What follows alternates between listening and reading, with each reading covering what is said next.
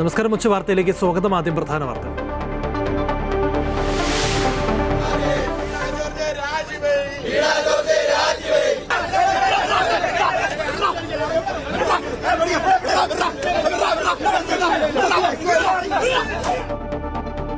ആരോഗ്യമന്ത്രി വീണ ജോർജിനെതിരെ പ്രതിപക്ഷത്തിന്റെ പ്രതിഷേധം. തിരുവനന്തപുരത്ത് മന്ത്രിയുടെ വസതിയിലേക്ക് തള്ളിക്കയറി വാതിലിൽ റെയ്ത്ത് വെച്ച യൂത്ത് കോൺഗ്രസ് പ്രവർത്തകർ.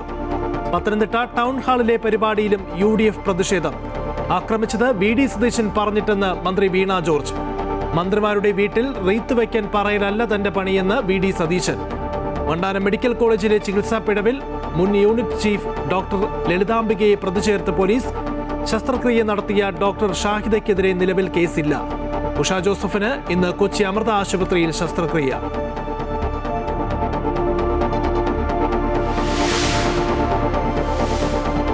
മാരാരിക്കുളം പോലീസ് സ്റ്റേഷൻ ആക്രമിച്ച് തീവച്ച കേസിൽ പ്രതികളായ 20 CPM പ്രവർത്തകരെയും കുറ്റവിമുക്തരാക്കി ആലപ്പുഴ അഡീഷണൽ സെഷൻസ് കോടതി.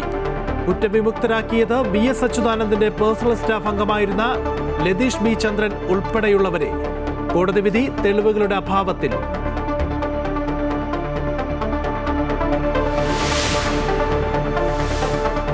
ഡൽഹിയിൽ ഉൾപ്പെടെ ഭീകരാക്രമണ സാധ്യതയെന്ന് രഹസ്യാന്വേഷണ ഏജൻസി റിപ്പോർട്ട്.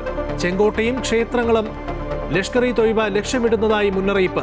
സുരക്ഷ ശക്തമാക്കി.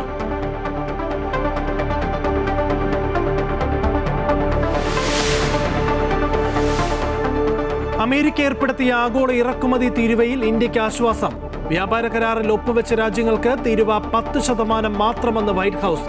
പ്രധാനമന്ത്രി നരേന്ദ്രമോദിയുടെ സന്ദർശനത്തിന് മുന്നോടിയായി ഇസ്രായേലുമായുള്ള പ്രതിരോധ സഹകരണം ശക്തമാക്കാൻ തയ്യാറെടുത്ത ഇന്ത്യ. മിസൈൽ പ്രതിരോധ സംവിധാനം വികസിപ്പിക്കും.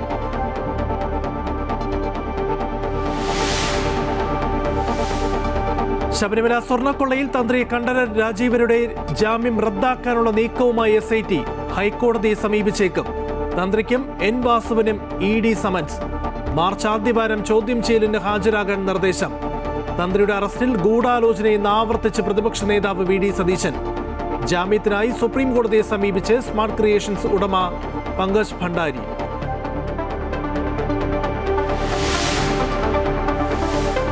ISLൽ കേരള ബ്ലാസ്റ്റേഴ്സിന്റെ ഹോം മത്സരം പ്രതിസന്ധിയിൽ. കലൂർ സ്റ്റേഡിയത്തിൽ കളിക്കുന്നതിൽ GCDAയുമായി വാടക കരാറിൽ ധാരണയിലെത്തിയില്ല. വാർത്താ സമ്മേളന ഹാളിൽ നിന്നും മാധ്യമപ്രവർത്തകർ ഉൾപ്പെടെയുള്ളവരെ ഒഴിവാക്കി മുറി പൂട്ടി സെക്യൂരിറ്റി ജീവനക്കാർ. വാർത്താ സമ്മേളനം ഓൺലൈനാക്കി ബ്ലാസ്റ്റേഴ്സ്. പ്രതിസന്ധി നാളെ മുംബൈ FCയുമായുള്ള മത്സരം നടക്കാനിരിക്കെ. വണ്ടാനം ചികിത്സാ പിഴവിൽ മിന്നൽ പ്രതിഷേധവുമായി യൂത്ത് കോൺഗ്രസ് പ്രവർത്തകർ. തിരുവനന്തപുരത്ത് ആരോഗ്യമന്ത്രിയുടെ വസതിയിലേക്ക് തള്ളിക്കയറി വാതിലിൽ റെയ്ത്ത് വെച്ചു. സുരക്ഷാ വീഴ്ചയിൽ കന്റോൺമെന്റ് ACPയോട് കമ്മീഷണർ വിശദീകരണം ചോദിച്ചു. അതേസമയം മന്ത്രി എന്ന നിലയിൽ ചെയ്യാൻ കഴിയുന്നതെല്ലാം ചെയ്തുവെന്ന് വീണ ജോർജ് പറഞ്ഞു. മന്ത്രിക്കെതിരെ നടന്ന പ്രതിഷേധത്തിൽ പ്രതിരോധവുമായി ഇടത് നേതാക്കളും രംഗത്ത് വന്നു. വണ്ടാനം മെഡിക്കൽ കോളേജിലെ ശസ്ത്രക്രിയാ പിഴവ് ഉൾപ്പെടെ ആരോഗ്യമേഖലയിലെ പ്രതിസന്ധി ചൂണ്ടിക്കാട്ടിയാണ് യൂത്ത് കോൺഗ്രസ് പ്രവർത്തകർ രാവിലെ മന്ത്രിയുടെ വസതിയിലേക്ക് മാർച്ചും ധർണയും നടത്തിയത്. മന്ത്രിയുടെ ഔദ്യോഗിക വസതിയായി തൈക്കാട് ഹൗസിലേക്ക് എത്തിയ പ്രവർത്തകർ ഗേറ്റ് തകർത്ത ഉള്ളിലേക്ക് കയറുകയായിരുന്നു. മന്ത്രിയുടെ വീടിന്റെ വാതിലിന് മുന്നിൽ റീത്ത് സമർപ്പിച്ചായിരുന്നു പ്രതിഷേധം.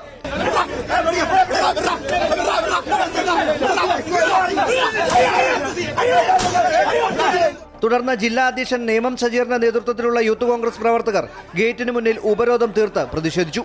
ഇതോടെ കൂടുതൽ പോലീസ് എത്തി പ്രവർത്തകരെ അറസ്റ്റ് ചെയ്ത് നീക്കാൻ ശ്രമിച്ചെങ്കിലും പ്രവർത്തകരും പോലീസും തമ്മിൽ വാക്കേറ്റവും സംഘർഷവും ഉണ്ടായി. അറസ്റ്റ് ചെയ്ത പ്രവർത്തകരുമായി നീങ്ങിയ ബസ് പ്രതിഷേധക്കാർ തടഞ്ഞെങ്കിലും കൂടുതൽ പോലീസ് എത്തി ഇവരെ മാറ്റി. മന്ത്രിയുടെ രാജി ആവശ്യപ്പെട്ട് പ്രതിഷേധം തുടരാനാണ് യൂത്ത് കോൺഗ്രസിന്റെ തീരുമാനം. അതേസമയം വണ്ടാനം മെഡിക്കൽ കോളേജിലെ ശസ്ത്രക്രിയാ പിഴവിൽ മന്ത്രി എന്ന നിലയിൽ നടപടികൾ സ്വീകരിച്ചതായി വീണ ജോർജ് പ്രതികരിച്ചു. ഒരു ആരോഗ്യമന്ത്രി ചെയ്യേണ്ടതായിട്ടുള്ള കാര്യങ്ങൾ അത് ചെയ്തിട്ടുണ്ടല്ലോ. അപ്പോൾ മണിക്കൂറുകൾക്കകം നടപടിയെടുത്തു. അതോടൊപ്പം തന്നെ അതിൽ കൃത്യമായിട്ടുള്ള അന്വേഷണം നടത്തുന്നതിന് തീരുമാനിച്ചു. മന്ത്രിയുടെ വീട്ടിലേക്ക് നടന്ന അതിക്രമത്തിൽ കന്റോൺമെന്റ് ACPയോട് കമ്മീഷണർ വിശദീകരണം ആവശ്യപ്പെട്ടിട്ടുണ്ട്. മന്ത്രി വീണ ജോർജിനെതിരായ യൂത്ത് കോൺഗ്രസ് പ്രതിഷേധത്തിനെതിരെ മന്ത്രി V ശിവൻകുട്ടി, മുൻ മന്ത്രി PK ശ്രീമതി തുടങ്ങിയവർ രംഗത്തെത്തി. അമൃത ന്യൂസ്, തിരുവനന്തപുരം. പത്തനംതിട്ടയിലും മന്ത്രി വീണ ജോർജിനെതിരെ UDF പ്രതിഷേധമുയർത്തി. LDF UDF പ്രവർത്തകർ തമ്മിൽ വാക്കേറ്റവും കൂക്കുവിളിയും ഉണ്ടായി. മന്ത്രിയുടെ മണ്ഡലത്തിലെ വിവിധ പദ്ധതികൾ ഉദ്ഘാടനം ചെയ്യുന്നതിന്റെ ഭാഗമായുള്ള സ്വാഗത സംഘം രൂപീകരണ യോഗത്തിലാണ് പ്രതിഷേധമുണ്ടായത്. പൂർത്തിയാകാത്ത പദ്ധതികൾ ഉദ്ഘാടനം ചെയ്യാൻ അനുവദിക്കില്ല എന്ന് UDF പ്രവർത്തകർ ബഹളം വെച്ചു. ഇതോടെ LDF പ്രവർത്തകർ പ്രതിരോധിക്കാൻ മുന്നോട്ട് വന്നു. ഇരു വിഭാഗങ്ങളും സംഘർഷത്തിലേക്ക് നീങ്ങിയതോടെ പോലീസ് ഇടപെട്ടു. പിന്നീട് സ്വാഗത സംഘം യോഗം പൂർത്തിയാക്കിയ ശേഷമാണ് മന്ത്രി മടങ്ങിയത്. വീണ ജോർജ് നീതി പാലിക്കുക.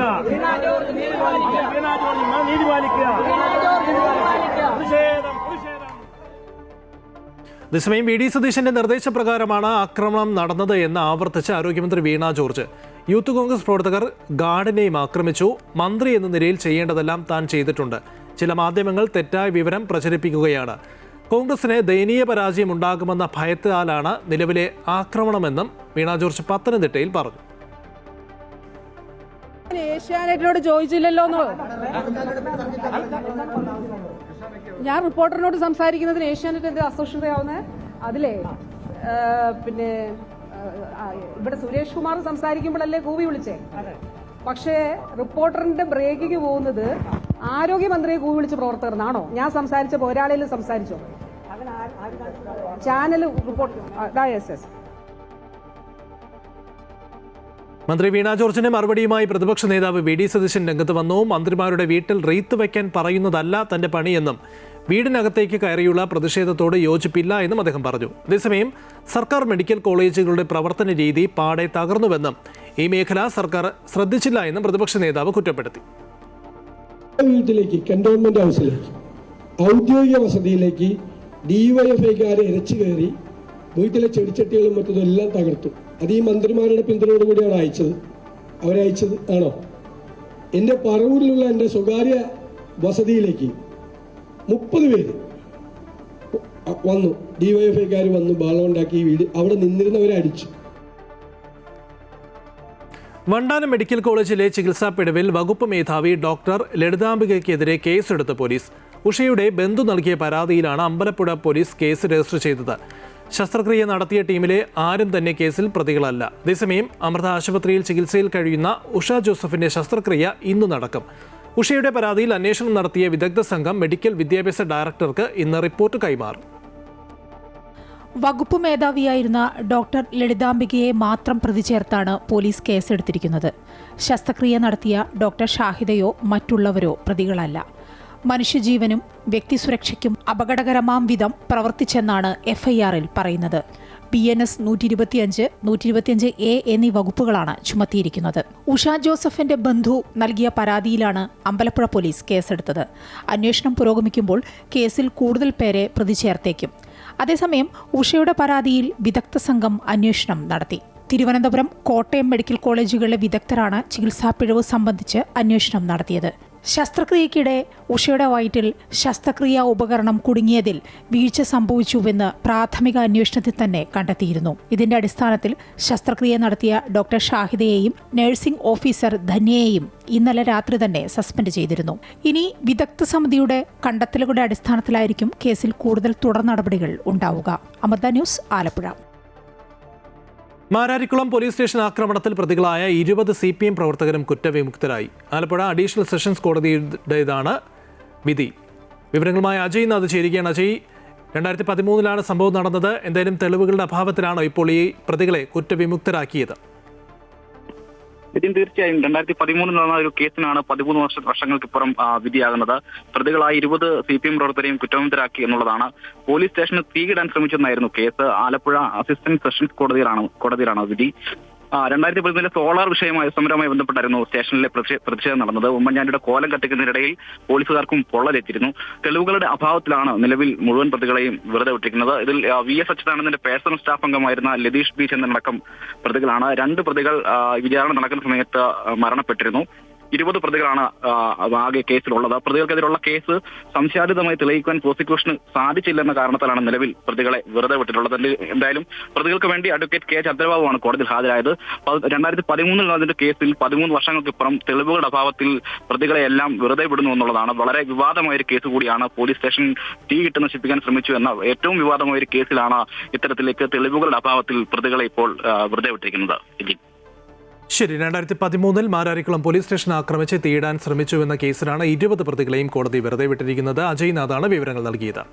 ശബരിമല സ്വർണ്ണക്കൊള്ളയിൽ തന്ത്രിയുടെ ജാമ്യം റദ്ദാക്കാൻ നീക്കവുമായി SIT. ജാമ്യം റദ്ദാക്കണമെന്ന ആവശ്യവുമായി ഹൈക്കോടതിയെ സമീപിച്ചേക്കും. CPM-നെതിരായ ആരോപണങ്ങൾ വഴിതിരിച്ചു വിടാനും പ്രതികളെ സംരക്ഷിക്കാനുമാണ് SIT അപ്പീലിന് പോകുന്നതെന്ന് പ്രതിപക്ഷ നേതാക്കൾ ആരോപിച്ചു. ശബരിമല സ്വർണ്ണക്കൊള്ളക്കേസിൽ 41 ദിവസത്തെ ജയിൽവാസത്തിനു ശേഷം ജാമ്യം നേടി പുറത്തുവന്ന തന്ത്രിയുടെ ജാമ്യ ഹർജി പരിഗണിക്കവേ പ്രത്യേക അന്വേഷണ സംഘത്തിന് കനത്ത തിരിച്ചടിയാണ് കൊല്ലം വിജിലൻസ് കോടതിയിൽ നേരിടേണ്ടി വന്നത്. തന്ത്രിക്കെതിരായ കേസിൽ തെളിവിന്റെ കണിക പോലും ഇല്ലെന്നാണ് കോടതി വിലയിരുത്തിയത്. അതേസമയം ഉത്തരവിൽ വ്യക്തത വരുത്തേണ്ടതുണ്ടെന്ന് ചൂണ്ടിക്കാട്ടി ഹൈക്കോടതിയിൽ അപ്പീൽ സമർപ്പിക്കാനാണ് SITയുടെ തീരുമാനം. ഇക്കാര്യത്തിൽ അന്വേഷണ സംഘം നിയമവും ഉപദേശവും തേടിക്കഴിഞ്ഞു. പക്ഷേ ഇത് സർക്കാരിനെതിരെ ആയുധമാക്കാനാണ് പ്രതിപക്ഷത്തിന്റെ നീക്കം. തന്ത്രിയുടെ അറസ്റ്റിന് പിന്നിൽ ഗൂഢാലോചന നടന്നിട്ടുണ്ടെന്ന് സംശയിക്കുന്നതായി പ്രതിപക്ഷ നേതാവ് VD സതീശൻ പറഞ്ഞു. എന്തായാലും ഒരു ദുരൂഹതയും ഒരു ഗൂഢാലോചനയും തന്ത്രിയുടെ അറസ്റ്റിന് പിന്നിൽ നടന്നിട്ടുണ്ട്. ഞാൻ ആ റിമാൻഡ് റിപ്പോർട്ട് വായിച്ച് ഒരു അഭിഭാഷകൻ എന്നുള്ള നിലയിലുള്ള സംശയമാണ് ഞാനെന്ന് പറഞ്ഞത്. നമുക്ക് വിശ്വസിക്കാൻ പറ്റുന്നില്ലായിരുന്നു ആ റിമാൻഡ് റിപ്പോർട്ട് വളരെ അവ്യക്തമായിരുന്നു. എന്നിട്ട് അദ്ദേഹം 40 ദിവസം ജയിലിൽ കിടക്കേണ്ടി വന്നത് എന്തിനാണെന്ന് നിങ്ങൾ പറഞ്ഞത്? തന്ത്രിയെ കുടുക്കിയത് കേസിന് വേറെ മാനം നൽകാനാണ്. SIT അപ്പീൽ പോകുന്നത് പ്രതികളെ സംരക്ഷിക്കാനാണെന്നും തിരുവഞ്ചൂർ രാധാകൃഷ്ണൻ MLA പ്രതികരിച്ചു. ഈ കേസിനകത്ത് ഒരു ഡിസ്റ്റോർട്ടഡ് വേർഷൻ ഉണ്ടാക്കാനും അങ്ങനെ തന്ത്രിയെ കൂടി ഇതിനകത്ത് കൊടുക്കാനും ഇടയാക്കിയ സാഹചര്യം എന്താ എന്നുള്ളത് ഗവൺമെന്റ് പറയണ്ടേ? കാരണം SIT എന്ന് പറഞ്ഞാൽ മാത്രം പോരല്ലോ. SITയെ കൺട്രോൾ ചെയ്യുന്ന ഗവൺമെന്റില്ലേ? ആ ഗവൺമെന്റ് ഈ കാര്യത്തിൽ എന്താ പറയുന്നത് എന്നുള്ളത് ജനങ്ങൾക്കറിയണം. അതിനിടെ കേസിൽ ജാമ്യം ആവശ്യപ്പെട്ട് ചെന്നൈയിലെ smart creation CEO Pankaj Bhandari supreme കോടതിയെ സമീപിച്ചു. ജാമ്യം അനുവദിക്കണമെന്നും കുറ്റകൃത്യത്തിൽ പങ്കില്ലെന്നും നിയമവിരുദ്ധമായാണ് തന്നെ അറസ്റ്റ് ചെയ്തിരിക്കുന്നതെന്നുമാണ് പങ്കജ് ഭണ്ഡാരി സുപ്രീം കോടതിയെ അറിയിച്ചിട്ടുള്ളത്. അമൃത ന്യൂസ്, തിരുവനന്തപുരം. ശബരിമല സ്വർണ്ണക്കൊള്ള കേസിൽ ജാമ്യം ലഭിച്ച് പുറത്തിറങ്ങിയ തന്ത്രി കണ്ഠരര് രാജീവർക്കും തിരുവിതാംകൂർ ദേവസ്വം ബോർഡ് മുൻ പ്രസിഡന്റും കമ്മീഷണറുമായിരുന്ന N വാസുവിനും ED സമൻസ്. ഇരുവരോടും മാർച്ച് ആദ്യവാരം ചോദ്യം ചെയ്യലിന് ഹാജരാകാനാണ് നിർദ്ദേശം നൽകിയിരിക്കുന്നത്. SITയുടെ പ്രതിപ്പട്ടികയിലുള്ള മുഴുവൻ ആളുകളെയും ചോദ്യം ചെയ്യാൻ വിളിപ്പിക്കുന്നതിന്റെ ഭാഗമായിട്ടാണ് EDയുടെ നടപടി. തന്ത്രി കണ്ഠരര് രാജീവർക്കും N വാസുവിനും ചോദ്യം ചെയ്യലിന് ഹാജരാകാൻ ആവശ്യപ്പെട്ട് എൻഫോഴ്സ്മെന്റ് ഡയറക്ടറേറ്റ് നോട്ടീസ് അയച്ചു.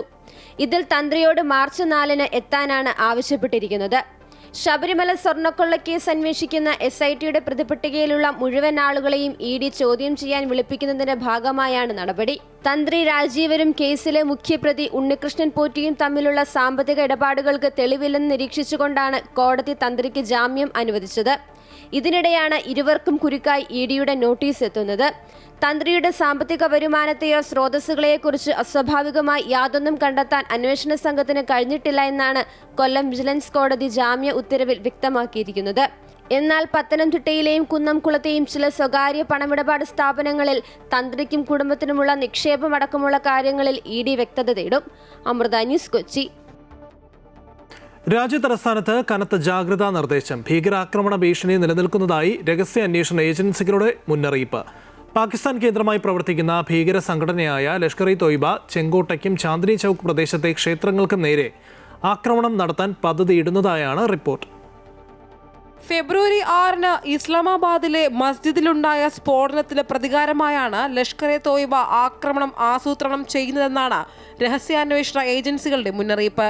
ഇന്ത്യയിലുടനീളം വലിയ തോതിലുള്ള ഭീകരാക്രമണങ്ങൾ നടത്താൻ ഇവർ ലക്ഷ്യമിടുന്നതായും ഡൽഹിയിലെ ചെങ്കോട്ടയ്ക്ക് പുറമെ രാജ്യത്തെ മറ്റ് പ്രമുഖ ആരാധനാലയങ്ങളും ലഷ്കർ-ഇ-തോയ്ബയുടെ നിരീക്ഷണത്തിലാണെന്നും റിപ്പോർട്ടുകൾ ചൂണ്ടിക്കാട്ടുന്നു.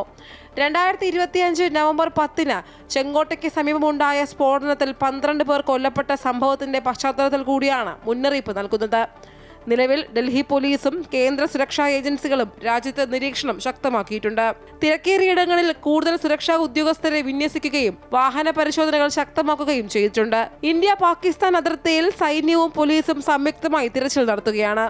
കൂടാതെ സംശയാസ്പദമായ സാഹചര്യത്തിൽ ആരെയെങ്കിലും കണ്ടാലോ ഉപേക്ഷിക്കപ്പെട്ട നിലയിൽ വസ്തുക്കൾ ശ്രദ്ധയിൽപ്പെട്ടാലോ ഉടൻ അധികൃതരെ അറിയിക്കണമെന്ന് ജനങ്ങൾക്കും നിർദ്ദേശം നൽകിയിട്ടുണ്ട്. News desk, Amrita TV. പ്രതിരോധ രംഗത്ത് ഇന്ത്യയും ഇസ്രായേലും പരസ്പര സഹകരണം ശക്തമാക്കുന്നു. ഇസ്രായേലുമായി ചേർന്ന് മിസൈൽ പ്രതിരോധ സംവിധാനം വികസിപ്പിക്കാനുള്ള തയ്യാറെടുപ്പിലാണ് ഇന്ത്യ. ഫെബ്രുവരി 25, 26 തീയതികളിലാണ് പ്രധാനമന്ത്രി നരേന്ദ്രമോദി ഇസ്രായേൽ സന്ദർശിക്കുന്നത്. അതിന് മുന്നോടിയായാണ് സഹകരണം ശക്തമാക്കാനുള്ള തയ്യാറെടുപ്പുകൾ നടത്തുന്നത്. ബാലിസ്റ്റിക് മിസൈൽ പ്രതിരോധ സംവിധാനങ്ങൾ, ലേസർ ആയുധങ്ങൾ, മിസൈലുകൾ, ഡ്രോണുകൾ എന്നിവ സംയുക്തമായി വികസിപ്പിക്കുന്നതും പദ്ധതിയിൽ ഉൾപ്പെടുന്നു. സുരക്ഷാ സഹകരണം സംബന്ധിച്ച് ഇരു രാജ്യങ്ങളും ധാരണാപത്രം ഒപ്പിട്ടേക്കും. പ്രതിരോധ കരാറിൽ എത്താനുള്ള സാധ്യത കുറവാണെങ്കിലും ഏറ്റവും പുതിയ പ്രതിരോധ സാങ്കേതിക വിദ്യകൾ ഇന്ത്യയുമായി പങ്കിടാൻ ഇസ്രായേൽ സമ്മതിച്ചുവെന്നാണ് ദേശീയ മാധ്യമങ്ങൾ റിപ്പോർട്ട് ചെയ്യുന്നത്. ഹൈടെക് ലേസർ പ്രതിരോധവും മറ്റ് നൂതന സംവിധാനങ്ങളും ഇതിൽ ഉൾപ്പെടുന്നു. പകരച്ചുങ്കം റദ്ദാക്കിയ സുപ്രീം കോടതി വിധിക്കെതിരെ ആഞ്ഞടിച്ച അമേരിക്കൻ പ്രസിഡന്റ് ഡൊണാൾഡ് ട്രംപ് 5 മാസത്തേക്ക് ആഗോളതലത്തിൽ 10% അധിക നികുതി ചുമത്തി. താരിഫുകൾ നിയമാനുസൃതമല്ല എന്ന കോടതി വിധി തള്ളിയ ട്രംപ് ബദൽ നിയമങ്ങൾ ഉപയോഗിച്ച് തീരുവ പുനഃസ്ഥാപിക്കുമെന്നും പ്രഖ്യാപിച്ചു. അതേസമയം വ്യാപാര കരാറിൽ ഒപ്പുവെച്ച രാജ്യങ്ങൾക്ക് 10% മാത്രമായിരിക്കും താരിഫ്. ഇന്ത്യക്ക് ആശ്വാസകരമാകുന്ന തീരുമാനമാണ് ഇത്. വ്യാപാര പങ്കാളികളായ രാജ്യങ്ങൾക്ക് മേൽ താൻ ചുമത്തിയ തീരുവകൾ റദ്ദാക്കിയ സുപ്രീം കോടതി വിധിയെ അപമാനകരം എന്ന് വിശേഷിപ്പിച്ച ശേഷമാണ് 150 ദിവസത്തേക്ക് 10% ആഗോള താരിഫ് ഡൊണാൾഡ് ട്രംപ് പ്രഖ്യാപിച്ചത്. സാമ്പത്തിക കമ്മി പരിഹരിക്കാൻ താൽക്കാലികമായി സർചാർജ് ചുമത്താൻ പ്രസിഡന്റിനെ അനുവദിക്കുന്ന 1974 നിയമത്തിലെ വ്യവസ്ഥ പ്രകാരമാണ് പുതിയ പ്രഖ്യാപനം. മുമ്പ് ചുമത്തിയ താരിഫുകൾ തുടരുമെന്നും ട്രംപ് പറഞ്ഞു. Members of the court absolutely ashamed for not having the courage to do what's right for our country. Foreign countries that have been ripping us off for years are ecstatic. They're so happy. And they're dancing in the streets, but they won't be dancing for long. That I can assure you. ജഡ്ജിമാർക്കെതിരെ രൂക്ഷ വിമർശനം ഉന്നയിച്ച Donald Trump ജഡ്ജിമാർ ദേശസ്നേഹമില്ലാത്തവരാണെന്നും വിദേശ താൽപര്യങ്ങൾ സ്വാധീനിച്ചിട്ടുണ്ടാകാമെന്നും കുറ്റപ്പെടുത്തി. നികുതി ചുമത്താനുള്ള അധികാരം ഭരണഘടനാപരമായി കോൺഗ്രസിനാണ് ഉള്ളതെന്നും പ്രസിഡന്റിന് അത് ഏകപക്ഷീയമായി നടപ്പാക്കാൻ കഴിയില്ല എന്നും വ്യക്തമാക്കിയാണ് 9-6 വോട്ടോടെ ചീഫ് ജസ്റ്റിസ് ജോൺ റോബർട്ട്സ് വിധി പ്രഖ്യാപിച്ചത്. അതേസമയം ഇന്ത്യ അടക്കം വ്യാപാര കരാറിൽ ഒപ്പുവെച്ച രാജ്യങ്ങൾക്ക് 10% മാത്രമായിരിക്കും താരിഫ് എന്നും നരേന്ദ്രമോദി തന്റെ ഉത്തമ സുഹൃത്താണെന്നും ട്രംപ് കൂട്ടിച്ചേർത്തു. And we're doing trade with India. India pulled out of Russia. You know, India was getting its oil from Russia, right? And they pulled way back at my request because we want to settle that horrible war where 25,000 people are dying every month. And my relationship with Prime Minister Modi is, I would say, great. തന്റെ വ്യാപാര അജണ്ടയിൽ നിന്ന് പിന്നോട്ടില്ലെന്ന് വ്യക്തമാക്കിയ Trump തീരുവ ചുമത്താൻ കൂടുതൽ ശക്തമായ മാർഗങ്ങളുണ്ടെന്നും കൂട്ടിച്ചേർത്തു. International desk, Amrita TV. ISL-ൽ കേരള ബ്ലാസ്റ്റേഴ്സിന്റെ ഹോം മത്സരം പ്രതിസന്ധിയിൽ. കലൂർ സ്റ്റേഡിയത്തിൽ കളിക്കുന്നതിൽ GCDAയുമായി വാടക കരാറിൽ ധാരണയിലെത്താനായില്ല. 4 ലക്ഷം രൂപ നൽകണമെന്ന് GCDA എക്സിക്യൂട്ടീവ് കമ്മിറ്റി ആവശ്യപ്പെട്ടു. 2 ലക്ഷത്തിന് ഉറപ്പിച്ചിരുന്ന കരാറാണ് ഒറ്റയടിക്ക് ഇരട്ടിയായി വർദ്ധിപ്പിച്ചത്.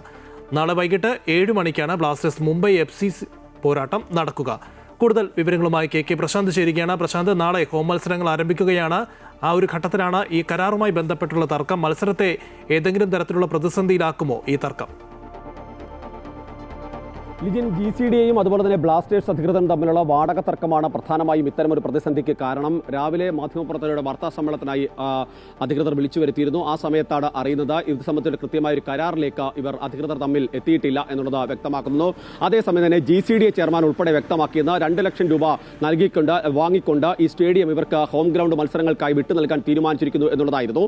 പക്ഷേ ഇപ്പോൾ പറയുന്നു എക്സിക്യൂട്ടീവ് കമ്മിറ്റി ആ തുക അംഗീകരിക്കുന്നില്ല. അതുകൊണ്ട് തന്നെ ഇരട്ടി തുക, അതായത് 4 ലക്ഷം രൂപ ഒരു മത്സരത്തിന് നൽകണം എന്നുള്ളതാണ്. നേരത്തെ 8,40,000 രൂപ വാടക ഇനത്തിൽ വാങ്ങിക്കൊണ്ടാണ് മത്സരങ്ങൾ മുന്നോട്ട് പോയിരിക്കുന്നത്. അതിനുശേഷമാണ് കോഴിക്കോടേക്ക് മത്സരങ്ങൾ മാറ്റാനുള്ള നീക്കം നടന്നത്. ആ സമയത്താണ് ഇത്തരമൊരു തീരുമാനം GCDയുടെ ഭാഗത്ത് നടക്കമുണ്ടാകുന്നു. കോഴിക്കോട് സ്റ്റേഡിയവുമായി ബന്ധപ്പെട്ട മറ്റ് ചില പ്രശ്നങ്ങൾ, അവിടെ മത്സരം നടന്നതുമായി ബന്ധപ്പെട്ട ചില പ്രശ്നങ്ങളൊക്കെ തന്നെ ഉയർന്നു വന്നിരുന്നു. അത് പൂർണ്ണമായും സജ്ജമാക്കാൻ കഴിയാത്ത സാഹചര്യം അടക്കമുണ്ടായി. അതിന്റെ അടിസ്ഥാനത്തിലാണ് വീണ്ടും ഹോം മത്സരങ്ങൾ കൊച്ചിയിലേക്ക് മാറുന്ന ഒരു സാഹചര്യം ഉണ്ടാകുന്നത്. പക്ഷേ ഇപ്പോൾ നാളെ മത്സരം നടക്കാനിരിക്കെ പ്രതിസന്ധി അയഞ്ഞിട്ടില്ല എന്നുള്ളതാണ് പ്രധാനപ്പെട്ട കാര്യം. ടീം ഇന്ന് വൈകിട്ട് പരിശീലനം നടത്താൻ തയ്യാറായിരിക്കുന്നു. 4 മണിക്കാണ് ബ്ലാസ്റ്റേഴ്സിന്റെ പരിശീലനം ആരംഭിക്കുന്നത്. മുംബൈ FC ആണ് ബ്ലാസ്റ്റേഴ്സിന്റെ എതിരാളികൾ. മുംബൈ FC ടീം ഇന്ന് രാത്രിയോടുകൂടി വൈകിട്ടോടുകൂടി തന്നെ എത്തും. പക്ഷേ അവർക്ക് പരിശീലനത്തിന്റെ ആവശ്യമില്ല. അവർ പരിശീലനങ്ങൾ പൂർത്തിയാക്കിയാണ് ഇവിടേക്ക് എത്തുന്നത്. ആദ്യ മത്സരത്തിൽ ബ്ലാസ്റ്റേഴ്സ് പരാജയപ്പെട്ടതാണ്. 2ാം മത്സരം ഹോം മത്സരമാകുമ്പോൾ സ്വാഭാവികമായും വലിയ തരത്തിൽ കൊച്ചിയിലേക്ക് ആളുകൾ എത്തും. ഇതിൽ പ്രധാനപ്പെട്ട കാര്യം KFA സംബന്ധിച്ചുള്ള ചില ഇടപെടലുകൾ ഇതിനകത്തുണ്ടെന്നാണ് നമുക്ക് മനസ്സിലാക്കാൻ കഴിയുന്നത്. കാരണം കോഴിക്കോട് സ്റ്റേഡിയം KFAക്ക് കീഴിലാണ് വരുന്നത്. പക്ഷേ ഇത്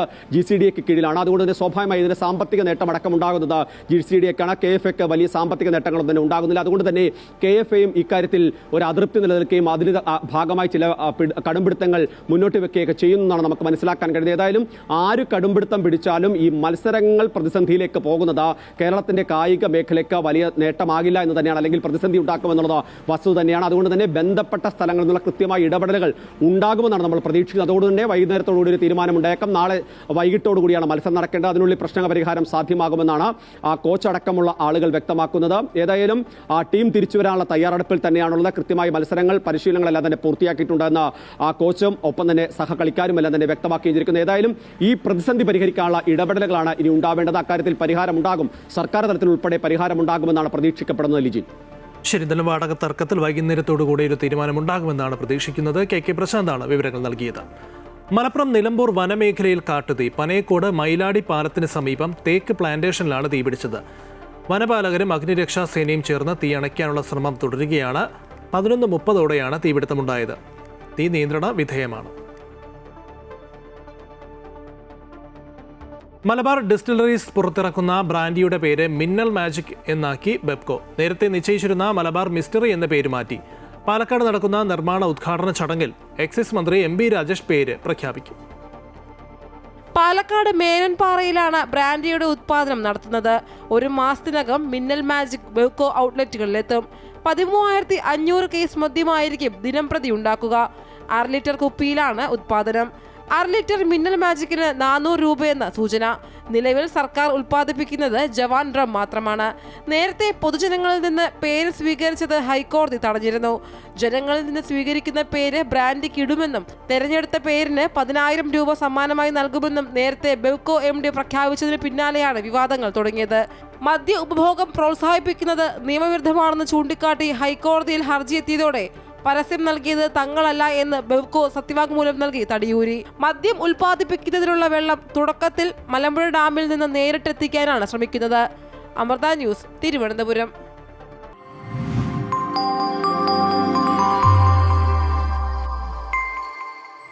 മറ്റു വാർത്തയിലേക്ക്. കോൺഗ്രസ് നേതാവ് R. രശ്മി BJPയിൽ ചേർന്നു. BJP സംസ്ഥാന അധ്യക്ഷൻ രാജീവ് ചന്ദ്രശേഖറിൽ നിന്നുമാണ് രശ്മി അംഗത്വം സ്വീകരിച്ചത്. 2021 കൊട്ടാരക്കര നിയോജക മണ്ഡലത്തിൽ UDF സ്ഥാനാർത്ഥിയായിരുന്നു. ഐഷ പോറ്റി കോൺഗ്രസിൽ ചേർന്നത് മുതൽ പാർട്ടി നേതൃത്വവുമായി രശ്മി അകൽച്ചയിലായിരുന്നു. പ്രതിപക്ഷ നേതാവ് VD സതീശൻ അടക്കമുള്ള നേതാക്കൾ സംസാരിച്ചെങ്കിലും വഴങ്ങിയില്ല. കോൺഗ്രസ് താൻ നെഞ്ചോട് ചേർത്ത് പിടിച്ച പ്രസ്ഥാനമാണെന്നും തിക്തഫലങ്ങൾ കൊണ്ടാണ് പ്രസ്ഥാനം വിടാൻ കാരണമെന്നും രശ്മി പറഞ്ഞു. അതേസമയം വരുന്ന നിയമസഭാ തെരഞ്ഞെടുപ്പിൽ രശ്മി മത്സരിക്കുമെന്ന് രാജീവ് ചന്ദ്രശേഖർ പറഞ്ഞു. ഇടുക്കി വാഗമണ്ണിൽ ഭൂരഹിത കുടുംബങ്ങൾക്ക് 12 വർഷം മുൻപ് വിതരണം ചെയ്ത ഭൂമി ഇനിയും അവകാശികൾക്ക് ലഭിച്ചിട്ടില്ല. പട്ടയം കൈവശമുണ്ടായിട്ടും ഭൂമി സ്വന്തമാക്കാൻ കഴിയാത്ത ദുരിതത്തിലാണ് 24 കുടുംബങ്ങൾ. 2014 ഫെബ്രുവരി 21 ഇടുക്കിയിൽ നടന്ന ജനസമ്പർക്ക പരിപാടിയിൽ വെച്ചാണ് അന്നത്തെ മുഖ്യമന്ത്രി ഉമ്മൻചാണ്ടി വാഗമണ്ണിലെ 24 ഭൂരഹിത കുടുംബങ്ങൾക്ക് 3 സെന്റ് ഭൂമി വീതം നൽകിയത്. വാഗമൺ വില്ലേജിൽ സർവേ നമ്പർ 813ൽപ്പെട്ട ഭൂമിയുടെ പട്ടയവും കൈമാറി. സ്ഥലം അളന്നുതിരിച്ച് കല്ലിട്ടു. പട്ടയം ലഭിച്ചവർ ഇവിടെ വീട് വയ്ക്കാനെത്തിയപ്പോൾ സ്വകാര്യ വ്യക്തി തടസ്സവുമായി വന്നു. തന്റെ പട്ടയ ഭൂമിയാണ് സർക്കാർ ഭൂരഹിതർക്ക് വിതരണം ചെയ്തതെന്നായിരുന്നു ആരോപണം. ഒരു സ്ഥലത്തിന് 2 ഉടമസ്ഥരുണ്ടായതോടെ പട്ടയം കിട്ടിയ സ്ഥലത്ത് പ്രവേശിക്കാനോ വീട് പണിയാനോ കഴിയാത്ത അവസ്ഥയിലാണ് 24 കുടുംബങ്ങൾ. ഞങ്ങളിപ്പോൾ 19 വർഷമായിട്ട് വാടകയ്ക്ക് താമസിച്ചുകൊണ്ടിരിക്കുന്നത്. സർക്കാരിൻ്റെ ഭാഗത്ത് ഇതുവരെ ഒരു നടപടി ഉണ്ടായിട്ടില്ല. ഈ സ്ഥലമാണ് ഞങ്ങൾക്ക് കാണിച്ചു തന്നത്. അത് വേറെ ആളുടെയാണെന്ന് അവർ പറയുന്നത്. ഞങ്ങൾ വില്ലേജിൽ ചെന്നപ്പോൾ താലൂക്കിൽ പോകാൻ പറഞ്ഞു. താലൂക്കിൽ ചെന്ന് ഇതെല്ലാം സംസാരിച്ച് കഴിഞ്ഞപ്പോഴത്തേക്ക് അളക്കാൻ വരുമെന്ന് പറഞ്ഞായിരുന്നു. ഞങ്ങളിവിടെ ഒരു മണി വരെ ഞങ്ങൾ 24 പേരും കാത്തിരുന്നിട്ട് പിന്നെ ആ പുള്ളിയുടെ മൊബൈൽ സ്വിച്ച് ഓഫ് ആയിപ്പോയി. വാഗമൺ കുന്നുംപുറത്ത് കരോട്ട് സാബു ഉൾപ്പെടെയുള്ളവർ ഭൂമിയുടെ ഉടമസ്ഥാവകാശത്തിനായി റവന്യൂ ഓഫീസുകൾ കയറിയിറങ്ങി മടുത്തു. പട്ടയം കിട്ടി 12 വർഷമായിട്ടും ഭൂമി ലഭിക്കാത്തതിനെ തുടർന്ന് കോടതിയെ സമീപിക്കാൻ ഒരുങ്ങുകയാണിവർ. MC Boban, Amrita news, Idukki. നവകേരള സർവേയുമായി ബന്ധപ്പെട്ട ഹർജിയിൽ അടിയന്തരവാദം കേൾക്കണമെന്ന കേരളത്തിന്റെ ആവശ്യം അംഗീകരിച്ച് സുപ്രീം കോടതി. ചീഫ് ജസ്റ്റിസ് അധ്യക്ഷനായ ബെഞ്ച് ഹർജി ചൊവ്വാഴ്ച പരിഗണിക്കും. നവകേരള സർവേ റദ്ദാക്കിയ ഹൈക്കോടതി വിധി അടിയന്തരമായി സ്റ്റേ ചെയ്യണമെന്നാണ് കേരളത്തിന്റെ ആവശ്യം. മന്ത്രിസഭയുടെ അനുമതിയോടെയാണെന്നും സർവേ നടത്തുന്നത് എന്നും ബജറ്റിൽ വകയിരുത്തിയ പണമാണ് ഇതിനായി ഉപയോഗിക്കുന്നത് എന്നുമാണ് സംസ്ഥാനം കോടതിയെ അറിയിക്കുക.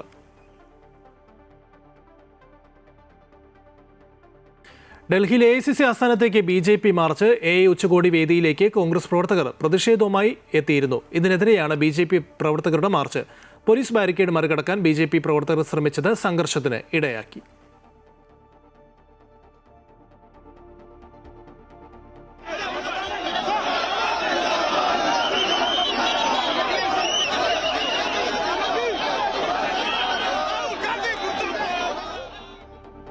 ഉച്ചവാർത്ത പൂർണ്ണമാവുകയാണ്. കൂടുതൽ വാർത്തകൾക്കായി അമൃത ന്യൂസിന്റെ യൂട്യൂബ് ചാനൽ കാണുക. നമസ്കാരം.